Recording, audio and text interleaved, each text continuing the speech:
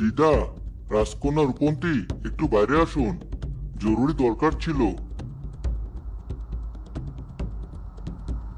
কি হয়েছে? চেঁচাচ্ছেন কেন? গ্রামে কিছু হয়েছে?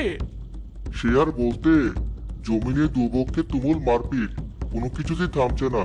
ব্যাপক মারামারিতে প্রচুর লোকের আঘাত লেগেছে, কেউ কেউ তো মৃত্যুর মুখে পতিত। আমার মনে হচ্ছে রাজকন্যা রূপন্তী ছাড়া আর কেউ এটা বন্ধ করতে পারবে না। কিন্তু আপনার কেন মনে হচ্ছে এমনটা? আপনার রূপগুণ আর অদ্ভুত শক্তির কথা এখন গ্রামের সকলেই জানে। আপনাকে দেখলেই সকলে কেমন থমকে যায়। একমাত্র আপনিই পারবেন যুদ্ধ সংঘাত বন্ধ করতে। একটু সাহায্য করুন দয়া করে। ঠিক আছে, চলুন।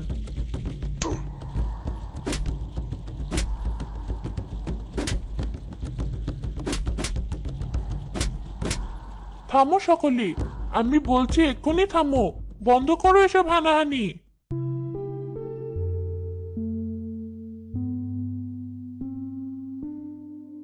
এ কি অপূর্ব কন্যা, কি চমৎকার! দিদা, সকলেই থেমে গেছে। আমাকে একটু পরিষ্কার পানি এনে দাও। আহতদের জন্য ওষুধ বানিয়ে দিচ্ছি, খেলে ওরা সুস্থ হয়ে উঠবে।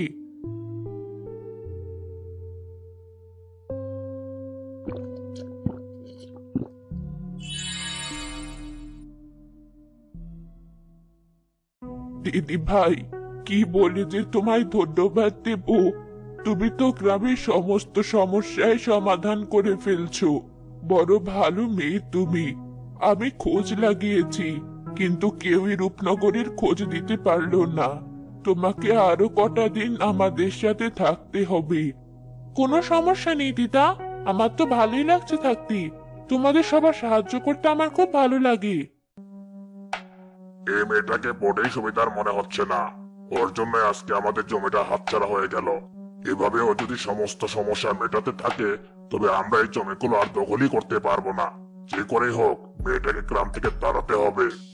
মেয়েটাকে দেখে জাদুকর বলে মনে হয়, আর রূপ দেখেছো, দেখলেই থমকে যেতে হয়। হাত পা কোনো কিছুই যেন আর চলে না। গ্রামে যদি একবার ছড়িয়ে দেওয়া যায় এই মেয়েটা জাদুকর নেই, তবে গ্রামের লোকে ওকে তাড়িয়ে দেবে।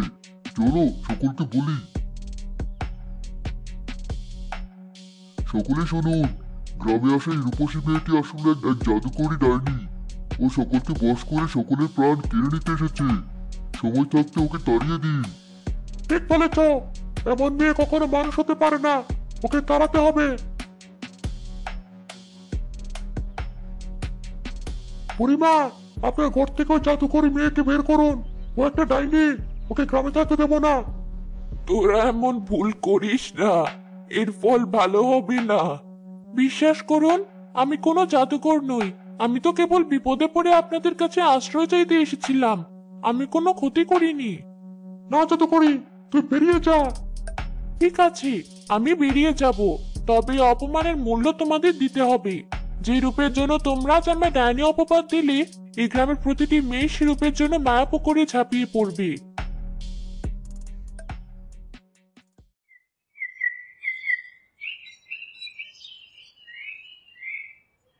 এত গরম পড়েছে, একটু ঠান্ডা পানিতে হাত পা ডোবাতে পারলে কি যে শান্তি হতো।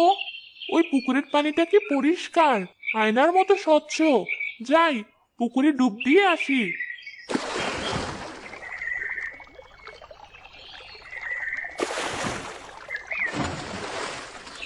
শরীরটা যেন জুড়িয়ে যাচ্ছি। এ কি, আমার হাত পায়ের রং বদলে যাচ্ছে কি করি? যেন আলো ঝলমল করছে আমার পুরো গা থেকে। আশ্চর্য ব্যাপার। এবার বাড়ি যাই।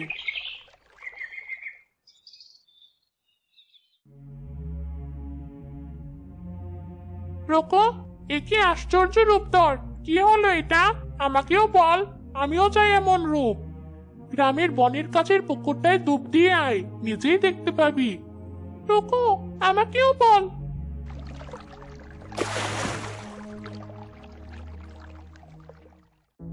আমার মেয়ে আসমানিকে কোথাও খুঁজে পাওয়া যাচ্ছে না।